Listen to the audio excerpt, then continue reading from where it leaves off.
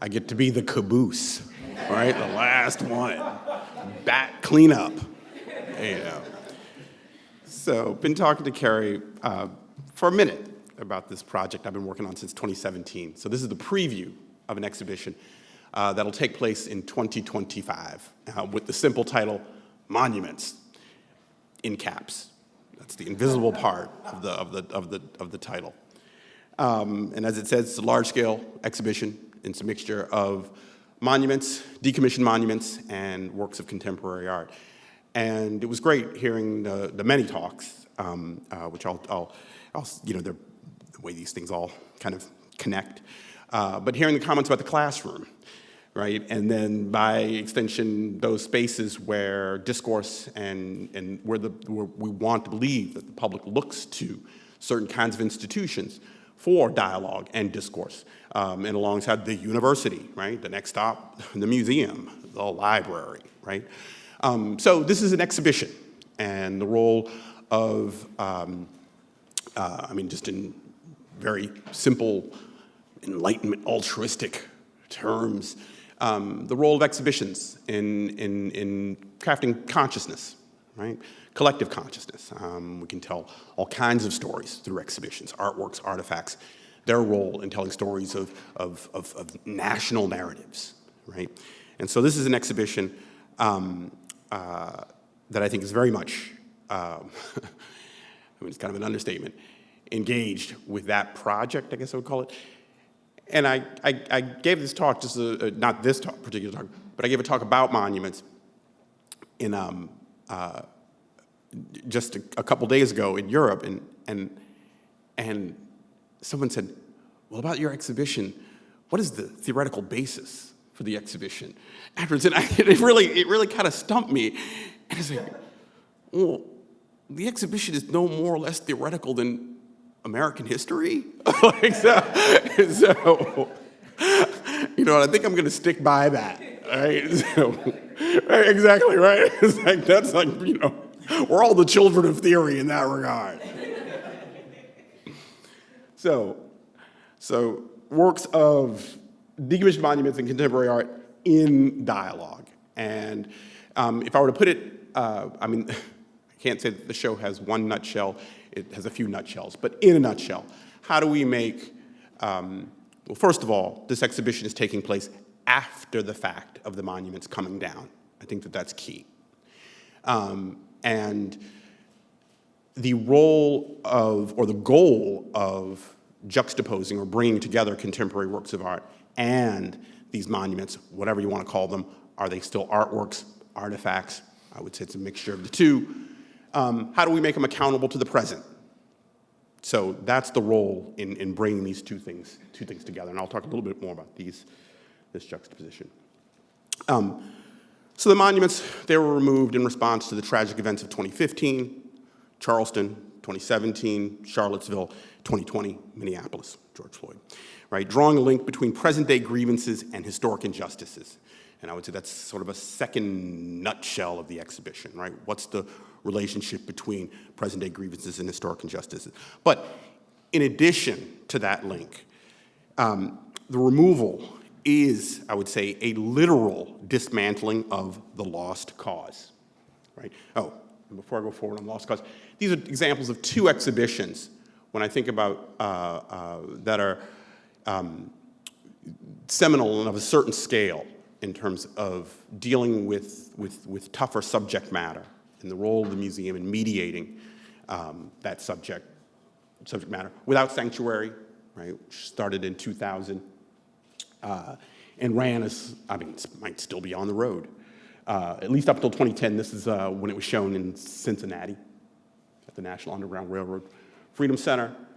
And then 1992, Fred Wilson's Mining the Museum, right? So I think of these as kind of monuments as aspirationally, I would like it to be in the vein of these kind of paradigmatic, groundbreaking exhibitions. That way, right? So the lost cause. So in addition to the link between present-day grievances and historic injustices, the taking down of the monuments, I think of, again, as a literal dismantling of the lost cause. I mean, we could talk about it at a theoretical level, but to say, wow, is that what is happening before my very eyes? I want to mark this moment. Never thought that would happen in my lifetime, nor did I expect to see a black president, if truth be told. I don't know how honest people are about that, and now we're paying the price. So, forever, it feels like it'll be forever. Right. So from 2017 to the present, over 200 monuments have come down. That's 200 out of 800, right, in terms of statuary. I think it's 1,200, 1,300, somewhere in there, Paul, in terms of like school names, street names, holidays, right? So 200 have come down. But I think it's important, and I think it is important which 200 have come down, actually. I mean, a lot of them are kind of cookie-cutter kinds of monuments. But the fact that Richmond, right, the capital, the seat, having Monument Avenue come down is like going for the heart.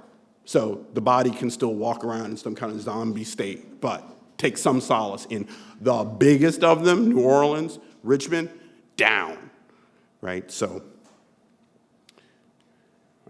the lost cause. The lost cause is an inaccurate historical portrayal of the antebellum South as noble victim, one that fought for timeless ideals transcending the true cause of the Civil War, namely slavery.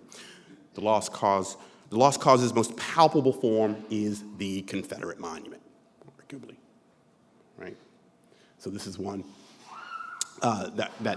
and also just to give a sense, when I was asked that question about what's the theoretical framework for the exhibition, and somebody else had rattled off, Christina Sharp and Fred Moon and Sadia Hartman, and I was like, yeah, but just the mechanics of this exhibition would not table that, but just getting it done, right? So to think of the 200 that came down, we whittled it down to 68 that were of interest within that 200, and then we were able to secure the loan of 16 for the exhibition. So just to give a sense of what we're working at, what we're looking at, right? So this exhibition seeks to frame this moment not simply as one in which the monuments came down, this is after the fact that happened, but it's a moment in which to name, confront, and further dismantle all that they stand for, beginning with the lost cause. The legacy of slavery and Jim Crow-era segregation still persists. The most telling symptom of the disregard, if not outright denial of this fact, is that we are still arguing over the cause of the Civil War, right? So the theoretical basis of the show, it's like, actually, it's very, can we get on the same, you said, it's like, the cause is slavery, full stop, right? And will we be able to go forward if we aren't able to acknowledge just that fact? So if to use this exhibition to try and get there, right? The purchase the lost cause has on our understanding of history cannot be overstated, right? This exhibition seeks to galvanize consciousness in the hope of moving, and this is the call to action, in the hope of moving from a passive to an active dispelling of a myth that is a major impediment to our understanding of ourselves, right? And we can finally, and if we can say, look, this is it, and to realize we are in this together. So the part about the hour, right? Who is this hour? The construction, and one can call it a construction, and I would say, some are good, some are bad, right? But if we can all say, no, we all have equal stakes in this narrative, obviously, right? So yes, there's African-American history, but this is American history, period, right? So these are two examples of argument, counter-argument, right? Lost cause, right? So these are the monuments largely coming out of the South. And the Southern Poverty Law Center, just for you who don't know whose heritage is it, is like the really seminal database for all the monuments, what their status is, where they are, right? And so confronting the lost cause, and I just wanted to have an image in that spoke to not just them coming down, but also the other kinds of activities surrounding the removal of these monuments. Right? So the show, what's in the show, who's behind the show? So Bennett Simpson, our inside man, senior curator. It's going to take place at 2 locations. Los Angeles Museum of Contemporary Art, which has the Geffen Center, which is a 40,000 square foot industrial space downtown. They have another spot, which is the 250 Grand Avenue. That's more the kind of museum proper, right? They can mount very large rotating exhibitions at the Geffen. It can also structurally take the weight of 15 monuments without breaking a sweat. So myself and Carol Walker, the artist, and we always have to remind people, no relation. But I've known Kara for a while, and this is 95, 96, and press people brought this up, and we insisted that they say, no, given Kara's work, no relation that they know of. So this is the Geffen, this is where it'll take place. So background for the exhibition, most of you are familiar with. So this is Mother Emanuel Church in Charleston. So the Emanuel 9, right, June 2015, right, avowed neo-Confederate white supremacist. Right here, the 9. Now, just to Timur's discussion about the different modes, speeds of history, right? The kind of metaphor of history as the river with undercurrents and eddies, right? That might even flow in different directions. I mean, what's important to remember about the 2015 Charleston church massacre is that Dylan Roof is not from South Carolina. He chose Mother Emanuel Church because he knew its historic significance as one of the 2 founding churches of the AME Church, African Methodist Episcopal Church. Denmark Vesey was the one in Charleston, and that was the historic slave revolt that was put down. So it was diabolical. It was completely calculated, right? But he also knew that it was within a history of terrorizing black churches. So he knew that it was the kind of message that it would send and that it would activate in terms of not just my parents, but my grandparents, right, in terms of memories of 1963 and the bombing of the 16th Street Baptist Church in Birmingham, Alabama. And I think that's really, really key in terms of those different speeds of history, right? Suddenly you have to look up and say, it's like, whoa, we're going back. 10 days after the event, Bree Newsom goes up to flagpole. That's the first call to remove signs and symbols of the Confederacy. Took 2 years. Mitch Landrieu heeds the call. New Orleans is the first to fall. Concurrent, Charlottesville, they actually have legislation that goes through the city council at the same time as New Orleans, but New Orleans was the first to take them down, giving protesters in Charlottesville time to unite, right, around the Robert E. Lee. Right. So started the exhibition in late 2017, a month or so after the events in Charlottesville, seeing Donald Trump, there are good folks on fine people on both sides. Yeah. And so at that time, there were 40 removals in the first wave. Right. 2020, that changed. And I think this is important to remember that the Black Lives Matter, Colin Kaepernick, the protests around high-profile police shootings was following its own path. And the monuments removal was actually following its own path. And it was George Floyd's murder where the 2 got merged. So even though I would say in terms of a black collective consciousness in which everything is everything, the relationship between present-day grievances and historic injustices is always active, right? But with the murder of George Floyd, whatever kind of barrier there was between the monuments discussion and the president was gone. So 40 were down up to 2019, and then an additional 150 went down after 2020. So I think that's an important. And so working on the show before 2020, that was a different terrain.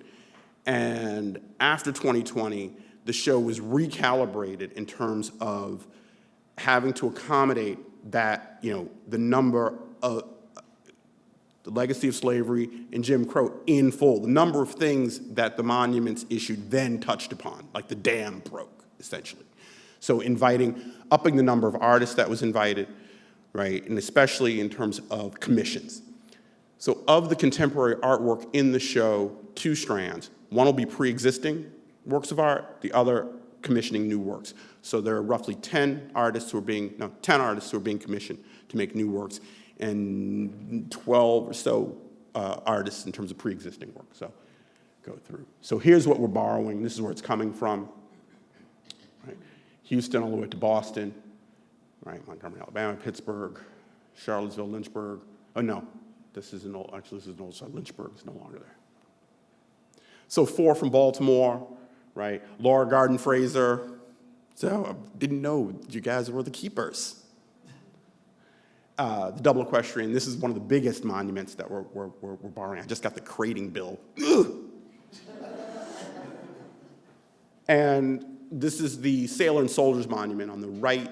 Important to note, we will be showing this in that state with the red paint on it. So people think, oh my God, you're gonna do the show and you're just gonna put these monuments back up. It's like, well, no. A fair number of them are damaged so badly so that they are much more an artifact of 2020 and 2019 than they are speaking to a past. So Roger Taney, so he can't, like the fact that Roger Taney came down, so he wasn't a Confederate, he was the judge, Supreme Court justice who oversaw the Dred Scott decision, essentially, right, which was a setup for the Civil War. But I've taken to calling the show Confederates and Friends, if you are Confederate adjacent. And this is the women's memorial to the women of the Confederacy. And the plans for this actually was to try and put one of these up in every state, I recently learned.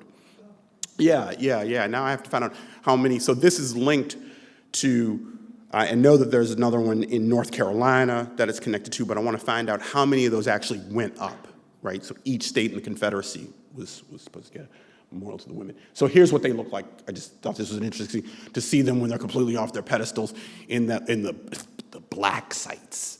I like calling them black sites. There's a lot of irony going on there, right? This is one we're borrowing, and this is an abbreviated, for the purposes of time, an abbreviated kind of just, I don't know, highlights, lowlights of the exhibition. Monument Lab is one of the artists in the exhibition, collectives in the exhibition, and we've asked them to actually take on the life of a single monument. And this is the Battle of Liberty Place monument, the only monument to have inscribed upon it that it is a monument to white supremacy, right? This text, so 1874 is the Battle of Liberty Place, a group called the White League. This is just before the formal end of Reconstruction.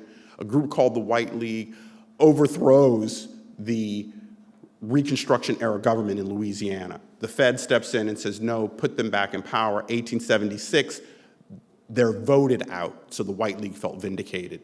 So they wanted to erect a monument, right? And so this text tells that story, right? And this text, which was actually added in 1932, right? So, and that's the 30s, it's when the Ku Klux Klan had the greatest purchase on American political life, right? And I always find it interesting. This photograph was taken by Dorothea Lange when she was doing her FSA work in the South. So this would have been new, right? I like the fact that Dorothea Lange, like, you know, just wandering around, like, what do we have here?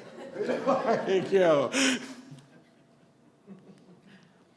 So, and this has come up throughout the day. There are 2 versions of this. There's one in DC, which is still up. The one that came down is the one in Boston.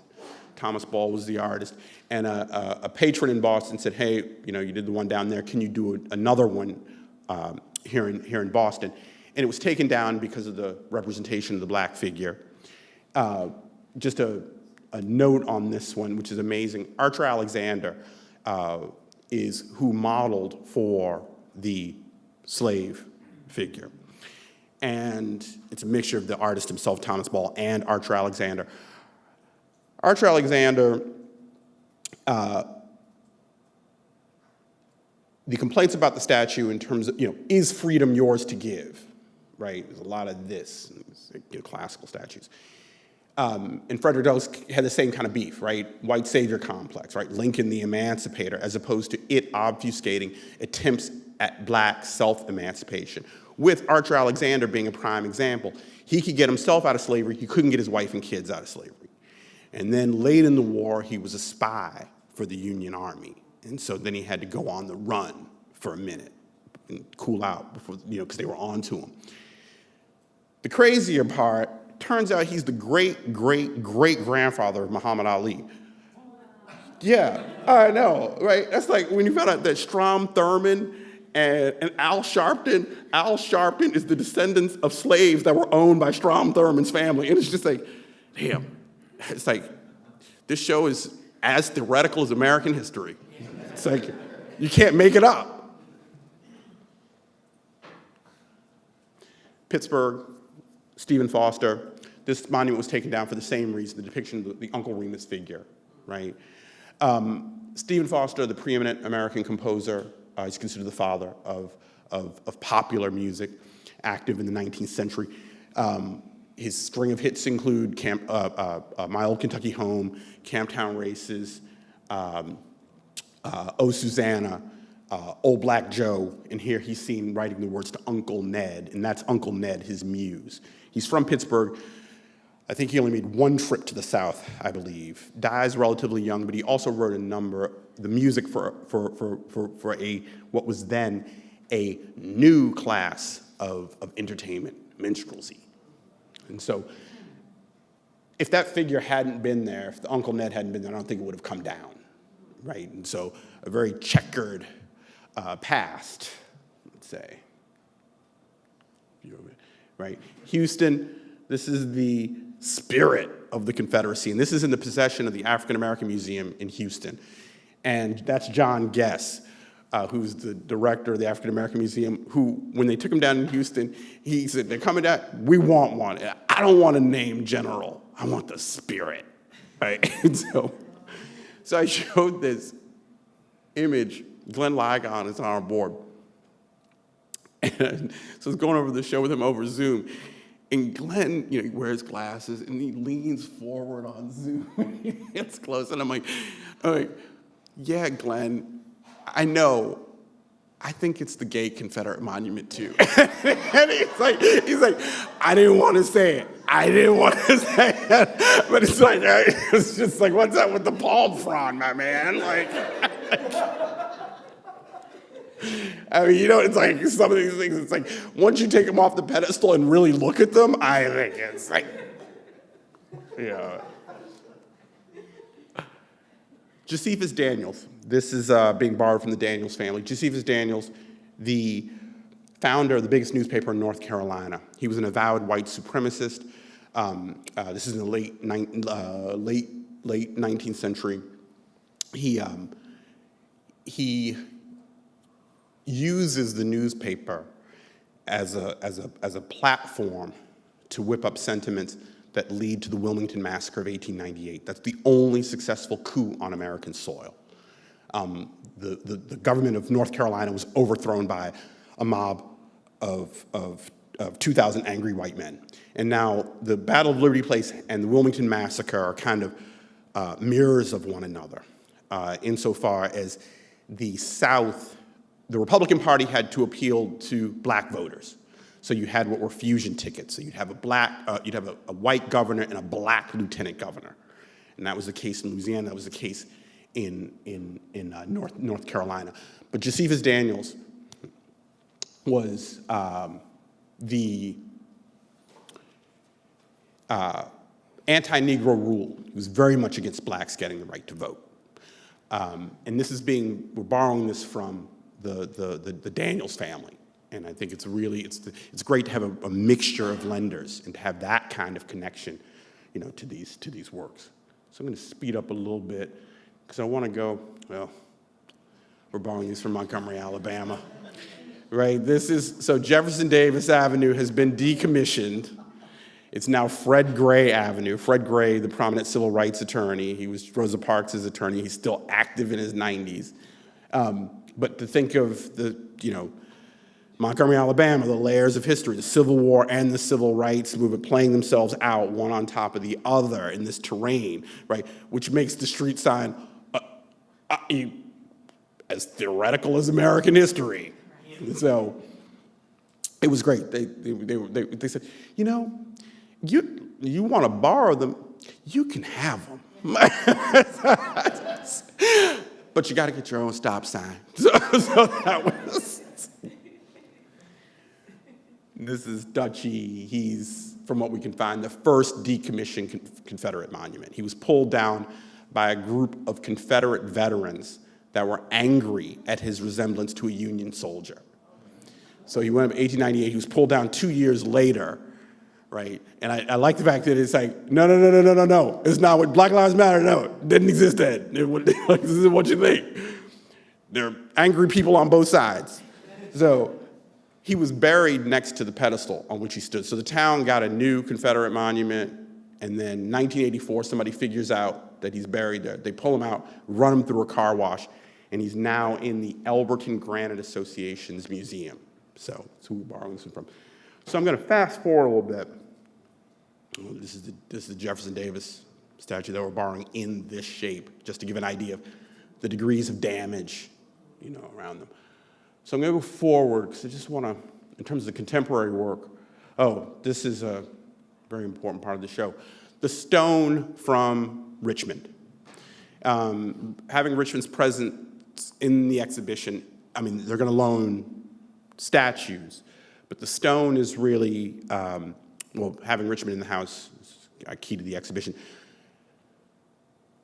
Richmond, Mitch Landrieu, even though there was pressure from below, but the decision to take down the monuments, in that instance being more one of top down, right? Him working it, using his political capital to muscle it through the city council. Richmond, opposite, is the ground up. It was people protesting that made that happen, right? So we're gonna have a section, a sampling, 15, 20 of these slabs. Now, just to give a sense, this is the black site, this is the graveyard for the Richmond statues. So that's a football field, and 3/5 of that football field, that's just what you can see in the foreground, all the way to, do I have a pointer? Yeah, all the way to there. That's just the base of the Robert E. Lee. So, yeah, the Robert E. Lee is 4 stories high, and it's that way I think it's built. It was for forever. So, here, just some hashtag days without an extrajudicial execution of a U.S. citizen by police. Let me see some pieces. Right, so we're borrowing this from Charlottesville. This is a slab from the Lee base. This is the Robert E. Lee from Charlottesville. In terms of its fate, this is in the possession, and as far as case studies go, the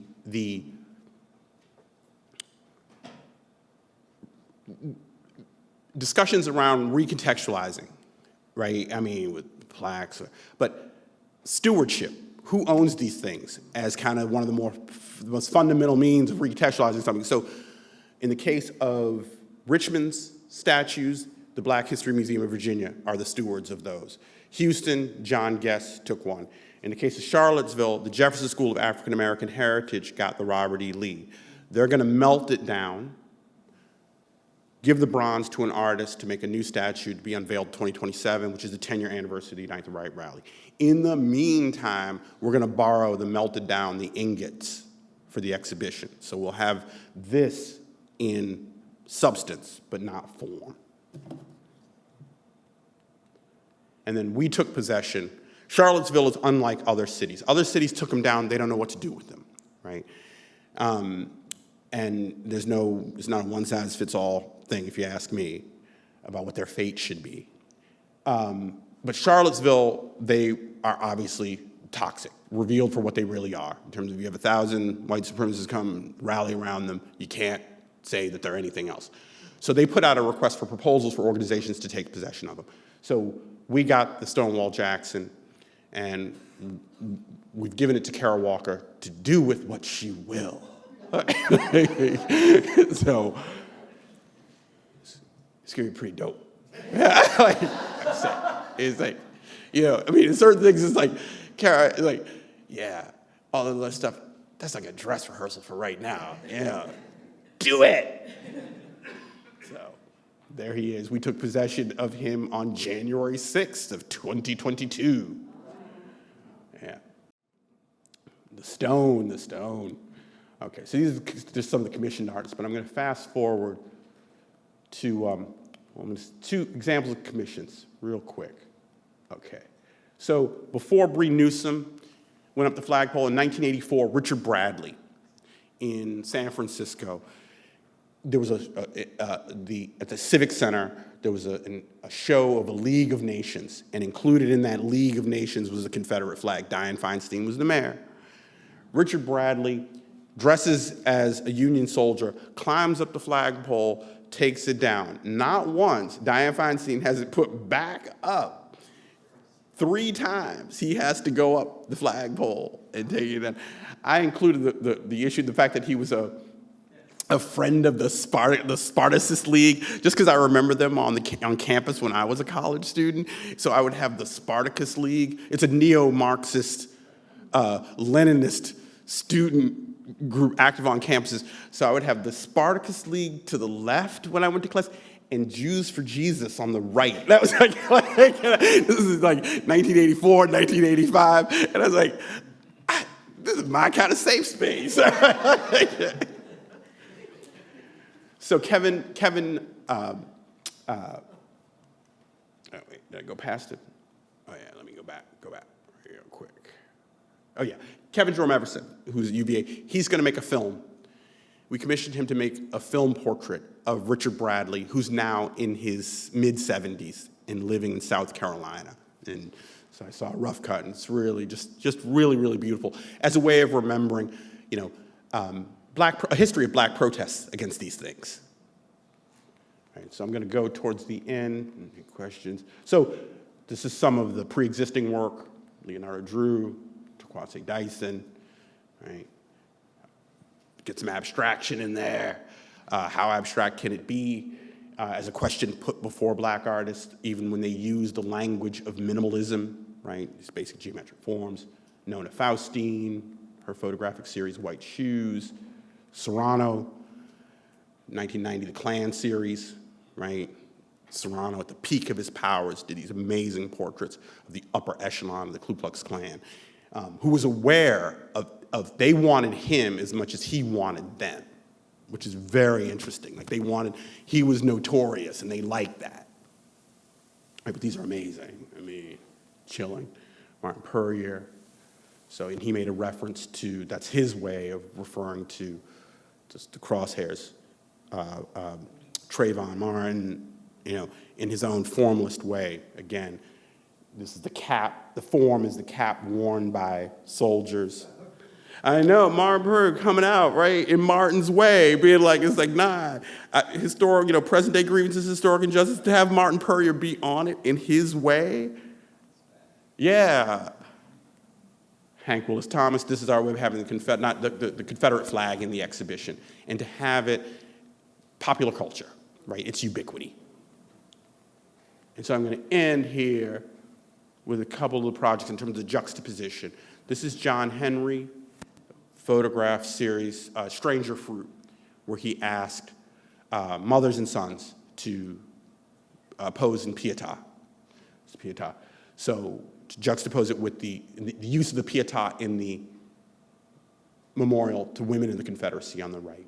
So these are the photographs of John Henry, which I find just incredibly moving, right? So, mothers and sons, but what I like is that you don't know, is this black on black crime, right? Or are they victims of a police shooting, right? That they ride this other line, right? And that's, right, and the mothers, right, just taken to another spot. In 1940, I'm like, is that a date or an address? It's a date, got confused. And this one's incredible.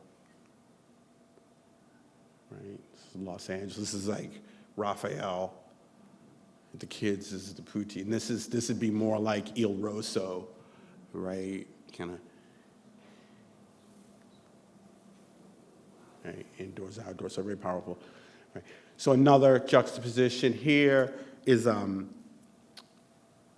Matthew Fontaine Maury piece. And just 10 days ago, I was in New York to see Walter Price. We commissioned Walter Price to make a series of paintings. And Walter Price, Walter's in the early 30s, he was in the Navy. And so when I talked to him about it, he didn't have to think twice. He's like, nah, Matthew Fontaine Maury, he's mine. He's mine. I was in the Navy. Matthew Fontaine Maury was the admiral of the Confederate Navy. He's also considered the father. This exhibition has a lot of fathers. You can call them sperm donors. No more fathers, goddammit. Monuments come down, and so do the dads. So he's dressed here as a man of letters, right? He studied his tide and current studies for more efficient shipping lanes. Were very important in terms of commerce, but he also, in terms of, was important in terms of atmospheric sciences. But he had a whole theory about the relationship, the future of the United States lay in a relationship with South America, but the use of slave labor to extract resources from South America. So he had a whole kind of imperialist view going on, but very complicated figure. But here he's depicted in civilian clothing. But Walter said, man, the more I learn about this stuff, man, I don't know if I can lift a brush for this dude. Which I thought was just incredible. So his response, he put the canvases down on the floor.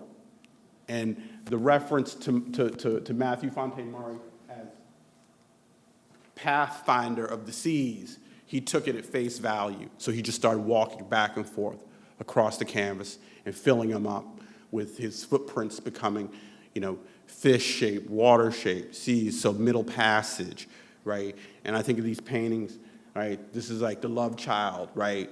This is Alma Thomas and Bruce Nauman, right? In the studio stamping. So that's my kind of love child. No fathers, only love children.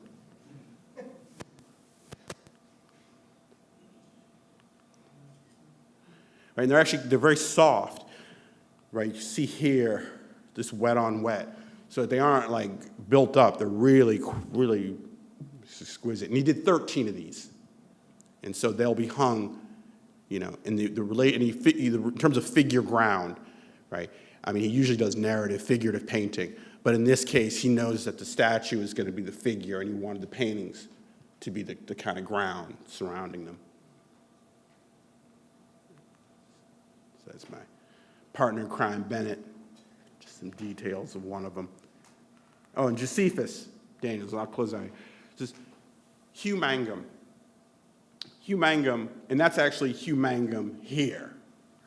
Hugh Mangum ran a penny portrait studio, 1897 to 1922, in Raleigh, Durham. He dies in 1922, glass negatives on the family property, a barn outside of Raleigh, Durham.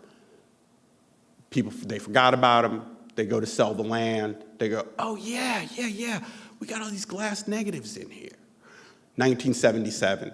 So they've only been shown literally in the last 5 years for the first time that they've kind of seeped out into our consciousness. But in this studio, he has he's running a penny portrait studio. And it's not segregated in terms of like, okay, this is Raleigh, Durham. It's got a very large black population, right? This is a full generation outside of the Civil War. And he's just photographing people as they come in the order. Calls will be dealt with in the order received, right? It's not like, nah, you got to come back on Friday, right?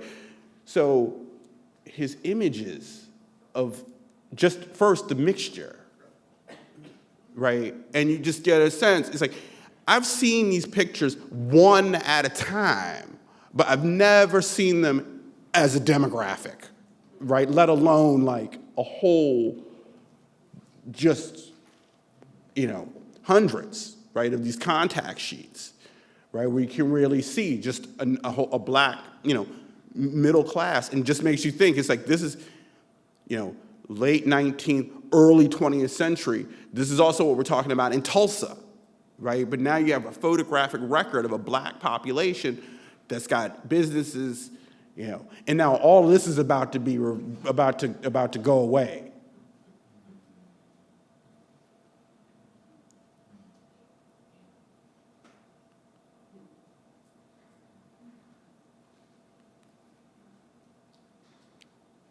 Right, so this is who we'll put against Josephus Daniels. Yeah, and I mean, in some of them, there's some, right? And as you go through and you find one cat on some of these, and just like, do I know you? And they come straight through time, sometimes like the stare. And it's quite beautiful, the Hugh Mangum in terms of his ability to make people feel comfortable, to get the picture. Right, but there's one. Right, and I love the ones just over time, what it does to the.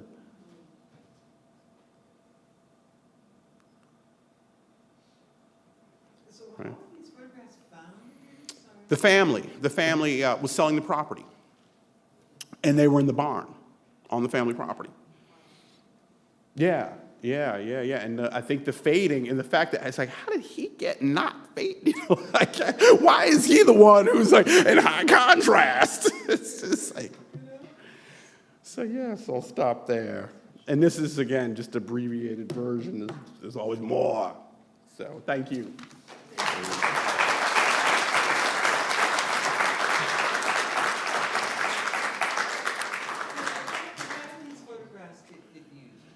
They are in Duke, is the Duke University. Duke has them, and they are completely open, public.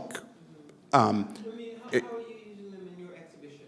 Oh, we're going to have prints made of his contact sheets, and so we'll figure out the scale of them. I mean, we don't want to move them outside of the, too big in terms of the size of the image, but to do dozens, so that you really get a sense of their volume, But you go, the archive it's total public domain, and so they give you the files to make the prints. One of the things I was also very interested in is you're also doing a huge catalog. Oh, yeah. Of a number of different writers and scholars. Can you talk a little bit about that? Yeah, it's three parts to the whole project. There's the exhibition itself, then there's the public programs, and then there's the catalog. And so as it stands in the catalog, I think we've got like 17 writers in the catalog right now. We've commissioned a few artists to do page works for it, and poets as well. So Tyam Jess, Ashley, blanking on her name, she's the poet laureate of Alabama, Kiki Petrosino. So it'll be a real, we've also commissioned Candace Williams of Cassandra Press to do a reader, right? So all of the kind of op-eds, newspaper articles that have come out since 2015 around the question of monuments, yeah, she's going to do like a reader. But I want the catalog to have a certain kind of energy. I mean, in addition to, Kirk Savage, like the writers, it's got, a great roster. But in having poets and in having commissioning artists, David Hart, he did a photo essay. Beverly Buchanan's earthwork off on the Georgia coast that's made out of the tabby that's kind of slowly over the years eroding. It's an anti-monument, right? But just for it to have this kind of, another kind of energy. The catalog, yeah. So it's chock-a-block. I mean, it's a few hundred pages at minimum. So,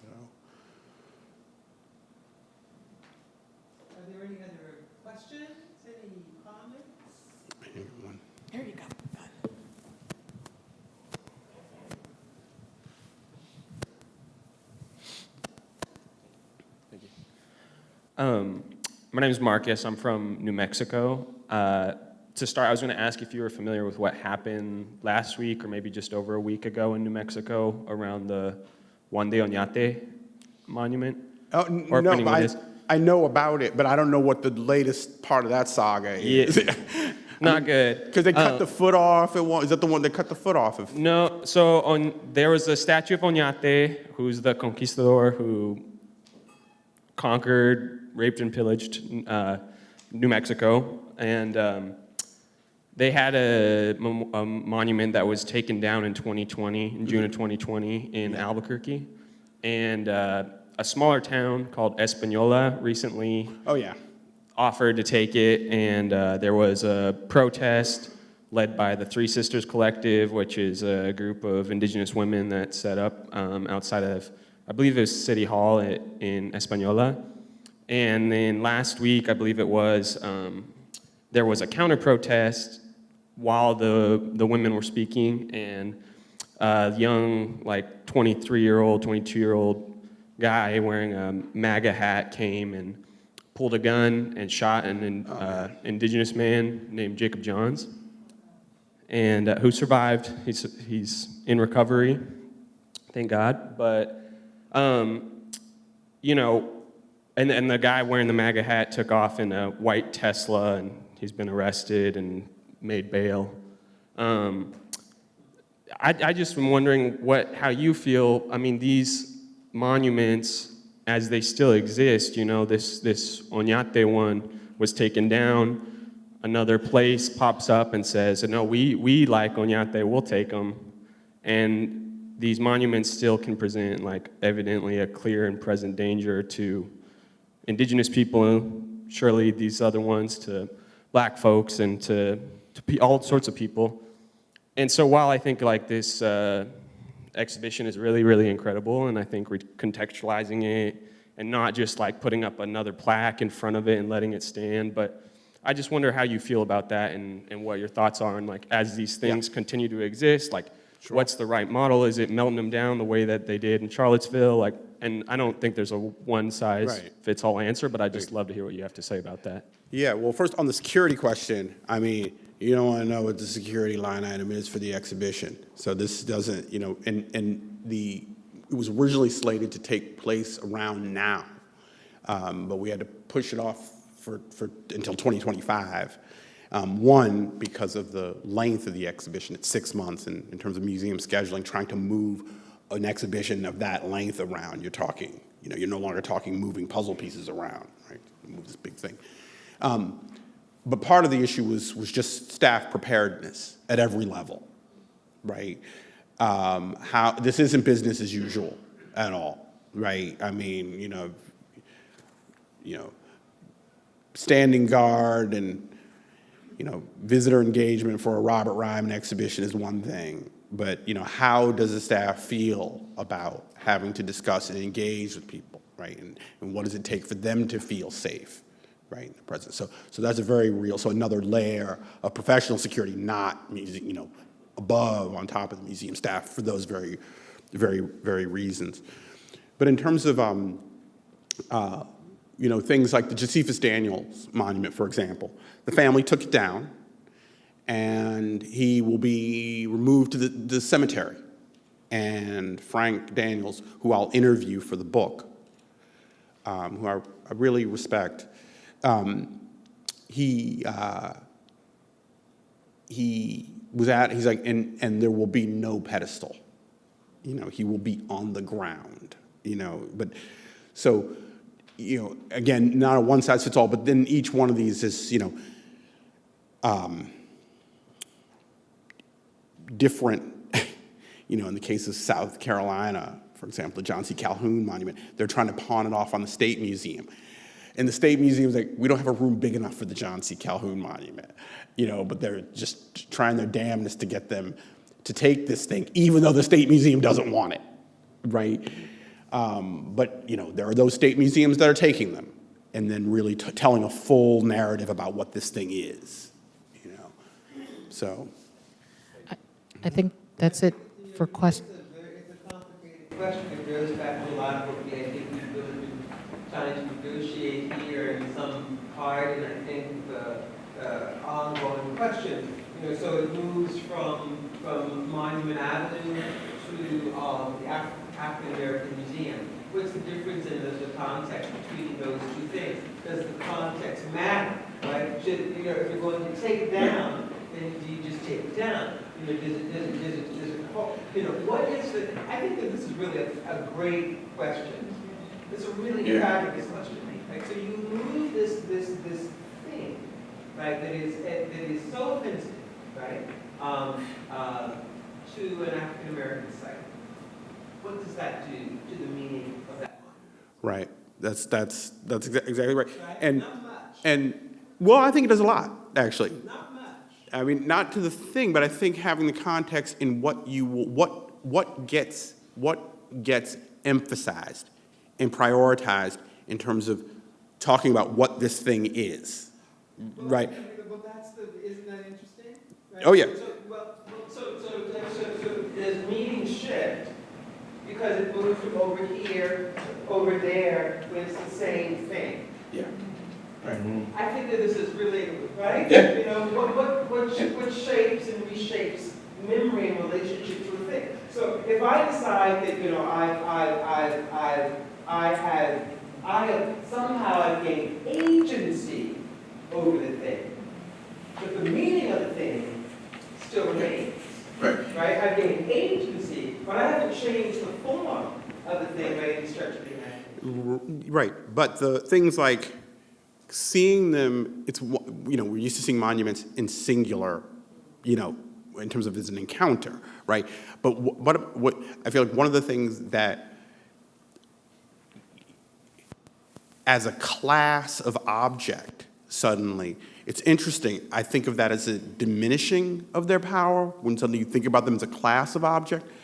But then if the kind of language that comes into circulation about them is one of, it's like, oh, what is this? Not beginning with who. I mean, there might be who someone is, but the what, and to be able to, oh, it's a relic of the lost cause, right? So it's like, if an African American museum presents it as a relic of the lost cause, that's not what's going on when it's on a pedestal or out there, right? So then you talk about the lost cause, and you talk about who this person is. But I think that that's a real shift in how we begin to think about what these things are, even when it's just a generic cookie cutter, soldier at the ready, soldier at rest. It's like, oh, that's just a relic of the lost cause is what that is, right? Even if it's still up, right? So.